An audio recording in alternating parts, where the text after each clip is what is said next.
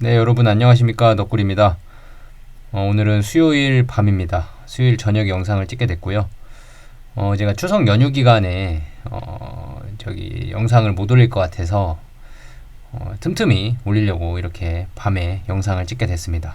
밤늦게 알람 울려서 너무 알람 울리시는 분들 너무 죄송하고요.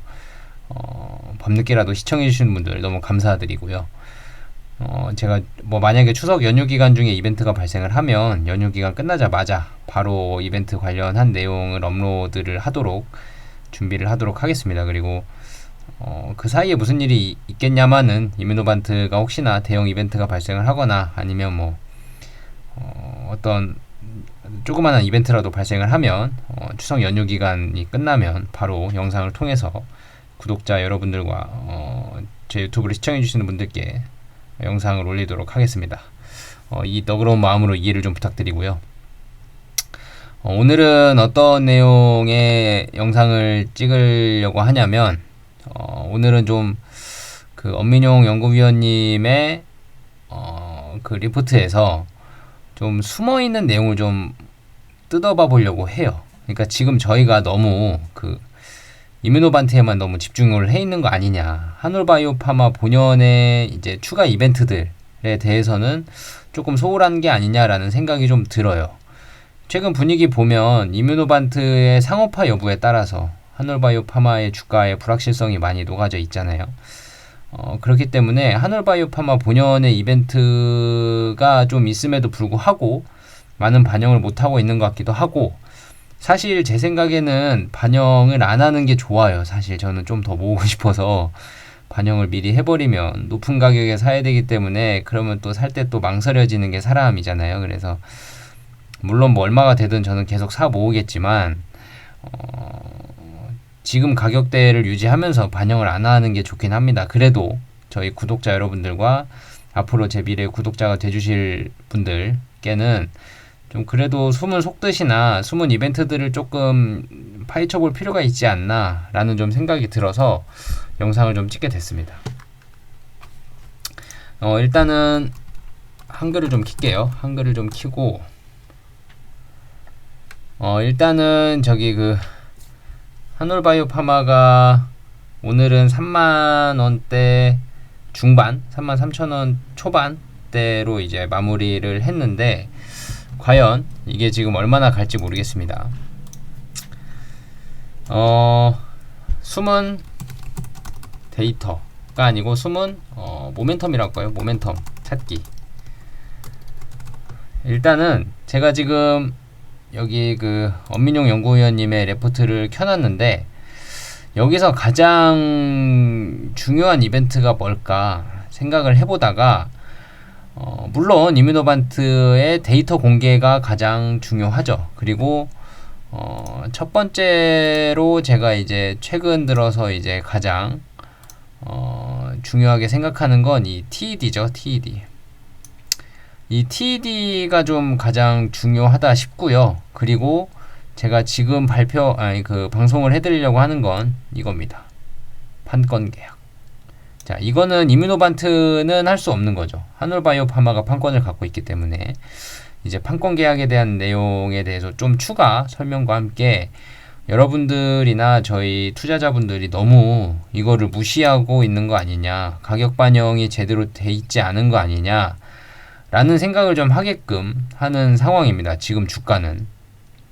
다시 한번 말씀드리지만 저는 지금 반영 안 되는 게 더 좋아요. 그래도 여러분들은 알고 반영을 안 되고 있구나 라는 건 아셔야 되기 때문에 말씀을 드리는 거고요. 지금 이 일본 판권 계약이 과연 이 TED 결과에 따라서, 그러니까 TED는 사실 이뮤노반트 주가나 한올 주가나 이거는 성공으로 보고 있는 것 같아요. 이게 만약에 성공이 아니면 지금 이뮤노반트 주가가 유지가 이렇게 될 수가 없겠죠. 사실 TED가 어느 정도 이제 가능성이 있으니까 지금 이 정도 주가를 유지를 하고 있는 것 같은데, TED는 성공 가능성이 높다. 물론 100%는 없습니다. TED 실패할 수도 있고요. 그건 저도 잘 모르겠습니다. 근데 약의 기전 원리상 성공할 가능성이 높지 않냐. 그리고 임상 이상에서도 주요 데이터들이 짧은 데이터였지만 그래도 좀 성공의 가능성을 보였기 때문에 삼성에서도 성공의 가능성이 조금 더 있지 않을까라고 좀 저는 생각을 하고 있습니다. 그래서 지금 제가 말씀드리는 건 TED가 성공한다는 가정하에 말씀을 드리는 거고요. TED 성공 여부에 따라서 많은 게 바뀔 수 있습니다. 그래서 지금 TED가 만약에 성공한다면 이라고 저는 가정을 하고 영상을 찍을게요. TED가 성공을 한다면 1401 일본 판권 계약을 이제 이뮤노반 하늘바이오파마가 진행을 하게 됩니다. 근데 여기 보시면 지금 내년 영업이익이 지금 100억 원 수준으로 되어 있고 매출액이 1660억 원, 올해가 1500억 원으로 되어 있는데 올해 매출 대비 내년 매출이 약 10% 정도 올라감에도 불구하고 영업이익은 한 10배 수준으로 이렇게 예측을 하셨는데 10배는 아니고 한 8배 정도 되나요? 7배? 7배에서 8배 정도 되는 것 같은데 8배 정도 올라간다고 보셨는데 이게 과연 이 8배라는 숫자가 어떻게 예측을 하셨는지는 제가 잘 감흥이 잘 안 오긴 해요. 왜냐하면 TED 성공하고 뭐 마일스톤이 들어올 건 없는 것 같고요. 그 다음에 바토클리마브로 마일스톤 들어올 건 없는 것 같고 아이메로프루바트도 뭐 마일스톤이 들어올 건 없는 것 같고 내년에 더 들어올 게 뭐가 있을지 한번 봐야 됩니다. 근데 아마 제가 생각하기엔 내년에 마일스톤 들어올 게 없거든요. 근데 이제 제가 생각하기에는 이 숫자가 좀 많이 보수적일 수 있다고 생각을 하는 게 그 이유가 이겁니다. 이거 일본 판권 계약. 일본 판권 계약 규모가 과연 어느 정도일지가 참 궁금한 시즌이에요. 그래서 지난번에 제가 그 비리디안 테라퓨틱스가 그 키세이 제약과 계약 체결한 내용을 잠깐 말씀드린 적이 있잖아요. 비리디안 테라퓨틱스가 키세이 제약과 그 TED 기술 수출 그 계약 규모에 대해서 지난번 방송 때 한번 말씀드린 적이 있습니다. 그래서 그거를 한 번 더 설명을 해드리고 그 다음에 하놀바이오파마는 과연 어느 정도 수준의 계약이 될지 예측은 할 수 없지만 최소 이 정도는 되겠다는 어느 정도 짐작이 좀 갈 수 있어요. 결국은 한번 보시면 일단은 TED가 성공한다는 가정하에 말씀을 드립니다.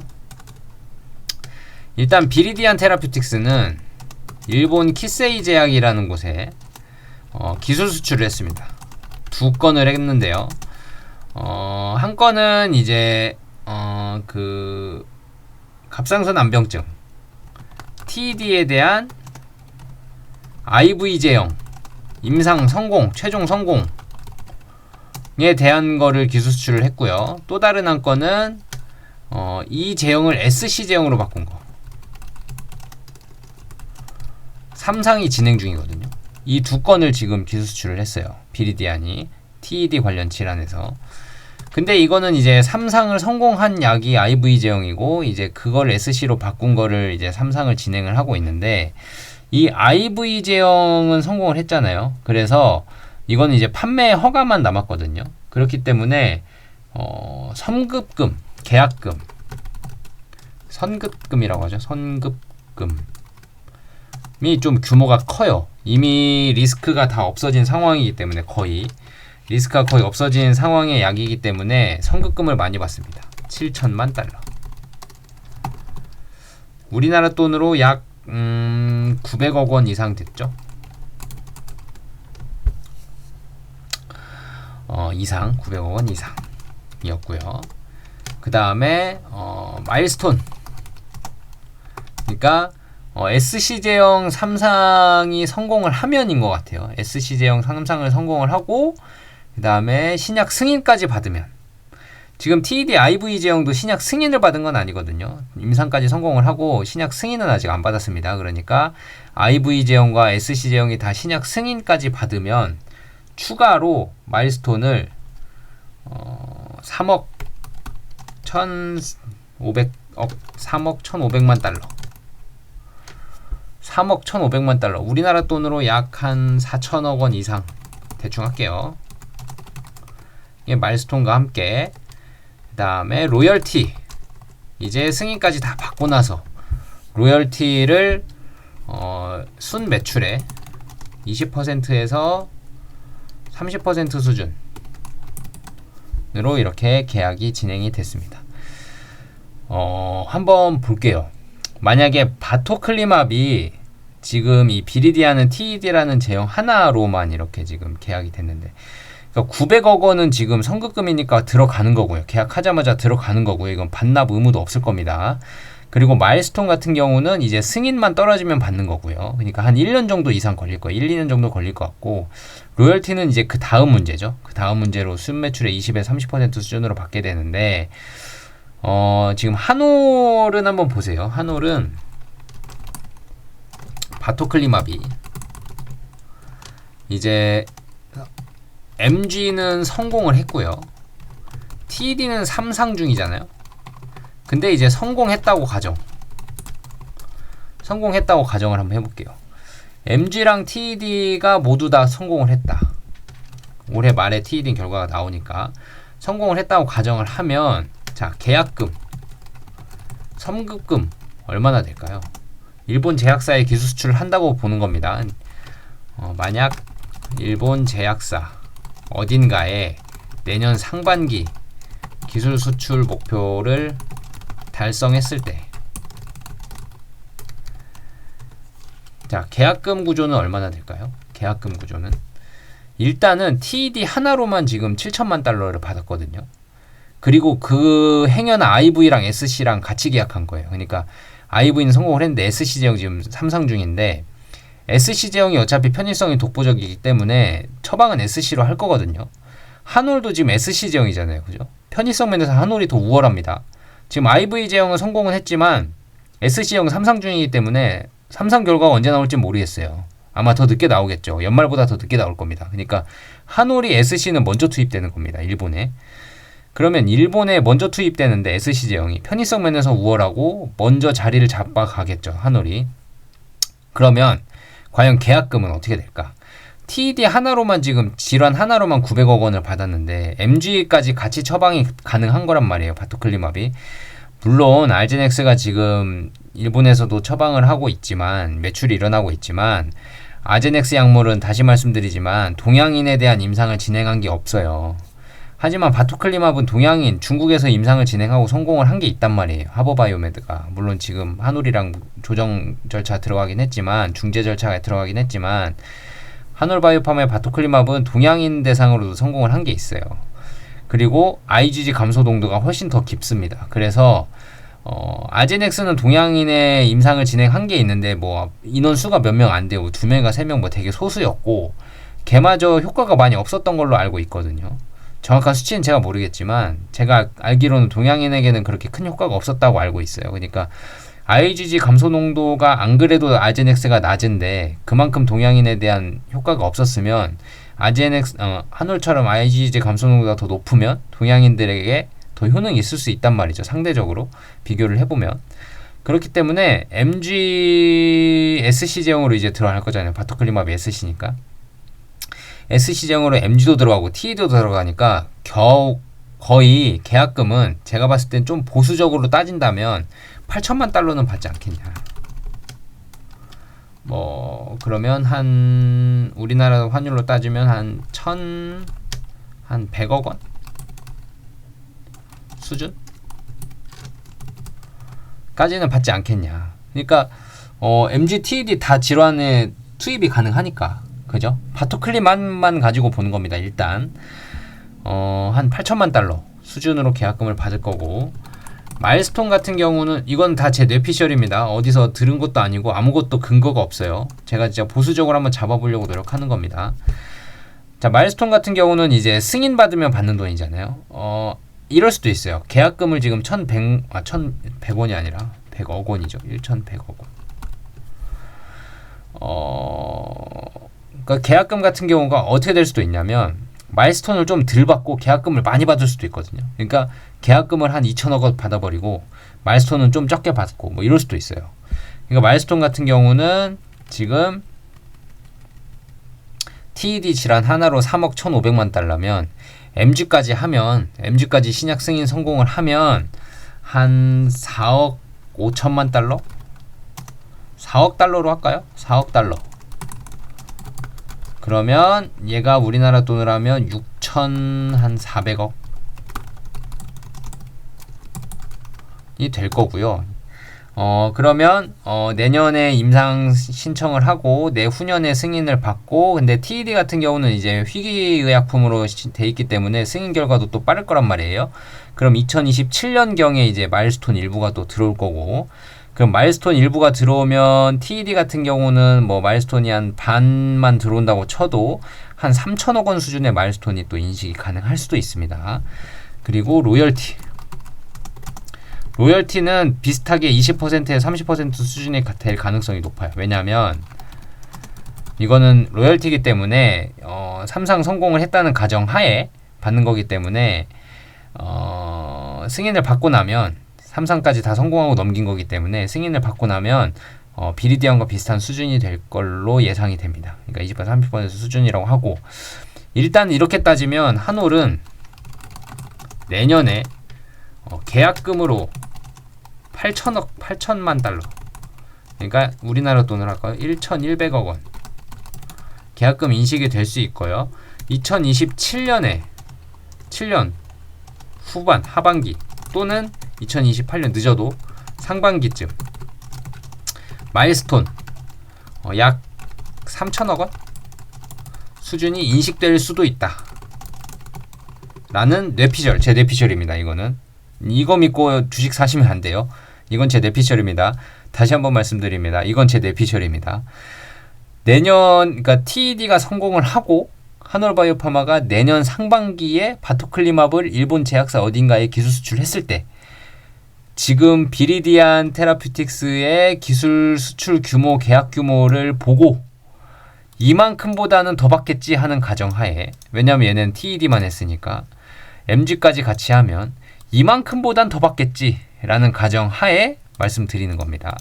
바토클리맙만 가지고 지금 하는 겁니다. 그럼 내년에 상반기에 계약한 다음 계약금은 바로 꽂힐 거고요. 약 1,000억 원 정도가 꽂힐 수 있고, 마일스톤은 이제 단계별이니까 TED 3상까지 다 MG까지 했으니까 승인 신청 시, 승인시입니다. 승인시에는 MG나 TED가 다 승인되면 이게 다 받을 수 있겠지만, TED가 이제 희귀의약품으로 지정이 되어 있으니까 일본에는 이게 조금 빠를 겁니다. 이게 조금 빠르면 한 반 정도만 들어온다 치면 약 3천억 원 수준이 될 수 있고, 2028년 이후부터는 신약 판매에 따른 로열티 인식이 돼요. 그러니까 한올은 이 바토클리맙 하나로 일본 시장에서만 내년에 계약금 1,100억 원, 2027년 하반기나 2028년 상반기쯤에 마일스톤 3천억 원 수준이 인식이 되지 않겠냐라고 저는 지금 환율로 따져서 예상을 뇌피셜로는 하고 있습니다. 자, 그러면 아까 보고서로 돌아와서 엄민용 위원님은 이걸 반영을 한 수치일까요? 자, 내년에 아까 보셨듯이 올해 예상 매출을 1,500억 잡으셨는데 내년 예상 매출이 1,600억입니다. 이거 반영 하나도 안 돼 있죠. 그죠? 그리고 한올이 좋은 게 이미 매출이 발생해서 판관비나 뭐 매출 이익 그 원가나 이런 것들이 다 빠지고 지금 영업이익이 지금 10억 원 이렇게 찍히는 거잖아요. R&D 비용 다 빼고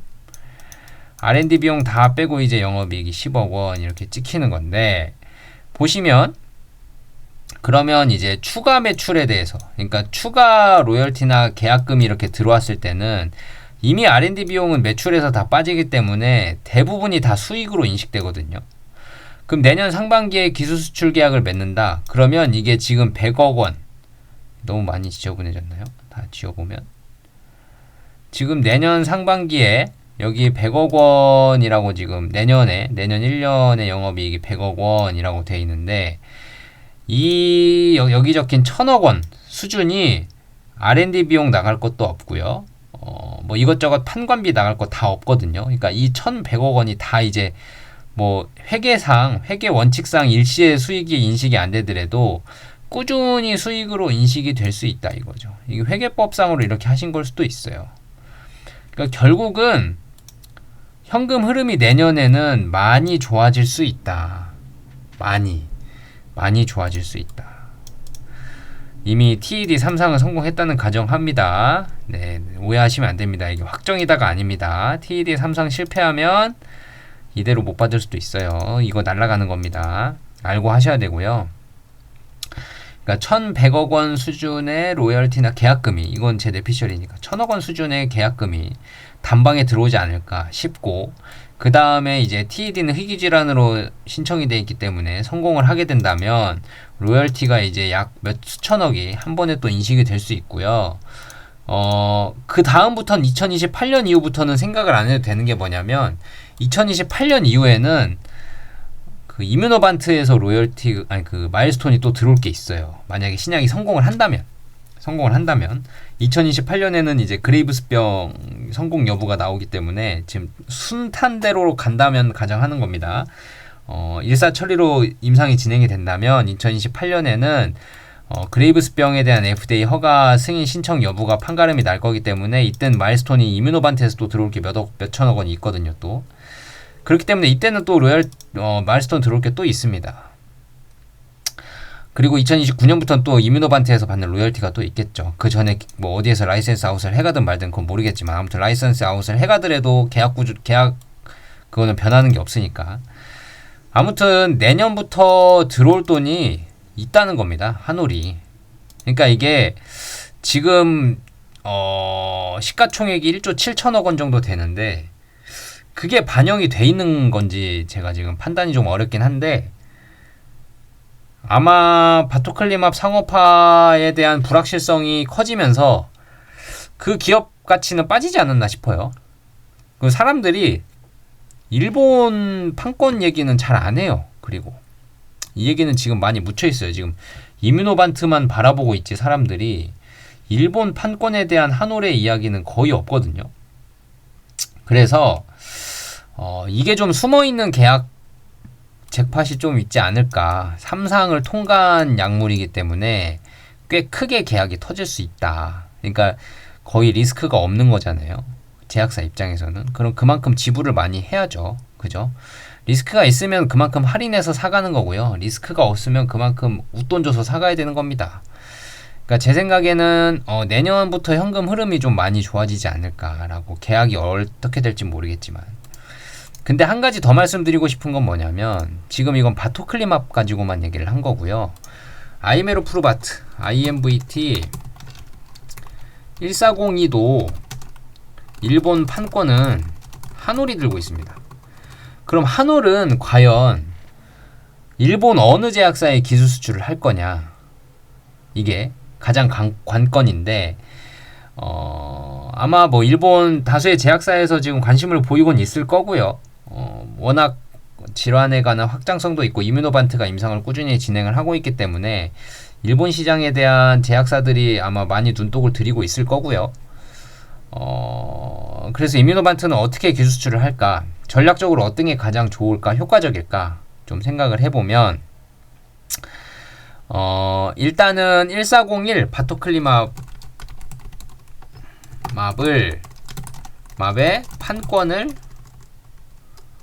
맙의 판권과 같이 판매할 확률이 높다. 저는 이렇게 생각을 합니다. 왜냐면요, 바토클리맙과 IMVT 1402의 판권을 다르게 팔아버리면, 다른 제약사에 팔아버리면, 물론 어느 제약사는 바토클리맙만 팔면 되니까 사실 영업상의 문제는 많이 없겠죠. 매출은 나올 거니까. 근데 이 IMVT 1402를 개발해야 되는 제약사 입장에서는 이 바토클리맙의 데이터가 필요하거든요. 환자들의 데이터나 그런 것들이 좀 필요한데, 얘네가 또 이거를 다시 임상을 진행하면서 데이터를 축적해 나가야 돼요. 그러니까 이게 일을 두 번 하는 거랑 마찬가지예요. 비슷한, 거의 같은 기전의 약물인데 부작용이 있다 없다 뿐인데, 얘네의 데이터와 얘네의 데이터가 회사가 분리돼 있으면 상당히 이 개발하는데 시간도 오래 걸릴 것 같고 비효율적입니다. 그래서 한올 입장에서는 기술 수출을 어디다 할 거냐. 이 지금 일본 제약사 지금 여기 뭐야 지금 비리디안이 키세이에 기술 수출을 했잖아요. 이거 뭐 따지고 보면 한 건이에요. 이 한 건에 이걸 다 뭉뚱그려서 했으니까. 키세이에 했는데 이 키세이는 지금 그 매출 일본 제약사 매출 순위로 따지면 10위권 밖에 있는 제약사거든요. 10위권 밖에 있는 제약사에다 기술 수출을 할 수 있었던 거는 얘네들은 임상을 거의 안 해도 돼요. 성공 이미 했잖아요. 그죠? 판매만 하면 되니까 판매망을 잘 갖추고 당장의 매출 규모 확대가 필요한 키세이 제약에 판 걸로 보여요. 제가 판단하기에는 그렇게 예상이 됩니다. 키세이 제약 입장에서는 당장의 매출이 필요한 거겠고요. 비리디안 입장에서는 지금 당장의 파이프라인을 넘겨서 현금 구조를 마련을 해야 되기 때문에 둘의 이해관계 구조가 잘 맞아 떨어져서 이렇게 기술 수출을 한 것 같은데 얘네는 연구가 많이 필요 없단 말이에요. 근데 IMVT1402는 연구 개발을 해서 자꾸 질환을 확장을 해야 돼요. 꾸준히 연구 개발을 하고 데이터를 쌓아야 돼요. 그러면 연구 개발 능력이 있는 회사에 기술 수출을 해야 되거든요.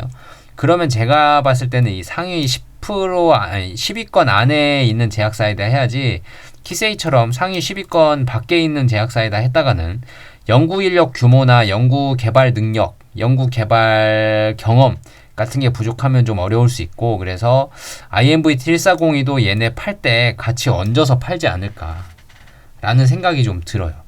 그렇게 따지면 이 계약금 규모가 더 올라가겠죠. 이제 계약금 자체가 수천억 원 수준이 될 겁니다. 뭐 2, 3천억 원 수준이 될 수도 있고요. 그게 이제 내년 상반기를 목표로 얘네 둘을 얹어서 같이 팔지 않을까 싶어요. 엄민용 연구위원님은 여기에 1401 판권 계약이라고 이렇게 명시를 하셨는데 1401 판권 계약이라고 명시를 하셨는데 내년에 1401 판권 계약이 뭐 1401만 될 수도 있죠. 제 예상이 틀릴 수도 있습니다. 그러니까 1401만 판권이 된다면 사실 이 정도 수준이 되지 않을까 싶어요. 근데 제가 봤을 땐 1401 바토클리맙만 넘기기에는 또 다른 회사에 1401을 넘긴다? 뭐 이럴 순 있죠. 바토클리맙을 뭐 A라는 제약사, 상위 10위권 안에 있는 제약사에 넘기고 향후 몇 달 후에 1401을 또 넘기는 뭐 이렇게 될 수도 있지만 굳이 일본 제약사가 그렇게 기술 수출 계약을 할까? 기술 수입 계약을 할까? 제 생각에는 1402를 빨리빨리 계약을 해야 그리고 1402의 계약 시점이 이뮤노반트 데이터를 보고 계약을 하겠다고 하면 이게 한도 끝도 없거든요. 지금 임상을 지금 매 반기마다 이제 데이터들이 내년부터 나오기 시작할 텐데 어떤 데이터 나올 때까지 또 기다리고 성공했어? 그럼 다음 데이터 나올 때까지 또 기다려보자. 성공했어? 다음 데이터. 이러다가는 이거 팔지도 못해요. 그러다가 시간 다 뺏깁니다. 영업망도 떨어지고요. 그러니까 제 생각에는 한올 입장에서는 바토클리맙을 판매를 내년 목표로 하고 있는 것 같은데 내년 상반기에 바토클리맙을 팔 때 1402도 같이 얹어서 팔지 않겠냐. 그러면 지금 여기 바토클리맙만 따져서 나온 계약 구조보다는 훨씬 더 큰 마일스톤과 로열티 수준은 아마 이것보다 좀 줄 수도 있어요. 왜냐하면 1402에 대한 불확실성, 리스크가 좀 있기 때문에 얘는 임상을 진행해야 되기 때문에 리스크가 좀 있기 때문에 로열티는 좀 줄 수는 있어도 계약금과 마일스톤 수준은 아마 훨씬 커질 거다라고 좀 저는 예상이 좀 되고 그렇게 좀 예상을 하고 있습니다. 너무 긍정적인 긍정적인 회로를 제가 돌리고 있는 건지는 모르겠지만 제가 봤을 때도 객관적으로 얘네 둘을 같이 얹어서 팔아야 좀 임상도 빨리 진행이 되고 한올 입장에서도 신약 개발이 좀 속도가 붙고 데이터 공유도 좀 되고 할 것 같은데 얘네랑 따로 했다가는 조금 객관적으로나 아니면 좀 상업적으로 나 임상적 진전 상황을 봤을 때 속도가 많이 느려지지 않을까라는 생각을 좀 갖게 됩니다. 오늘은 이렇게 좀 숨어있는 내용을 좀 보려고 노력을 했는데요. 여러분들의 생각은 어떠신지요? 제가 댓글을 통해서 열심히 보고 있지만 여러분들의 생각도 좀 적어주시면 좋겠습니다. 이거는 누누이 다시 말씀드리지만 TED가 성공한다는 가정하에 제가 말씀을 드린 거고요. TED가 실패한다면 이 모든 얘기가 다 수포로 돌아가는 겁니다. 여러분들도 아시겠죠? 그때부터는 이제 불확실성이 잔뜩 쌓일 거고요. 주가는 엄청나게 하락을 할 겁니다.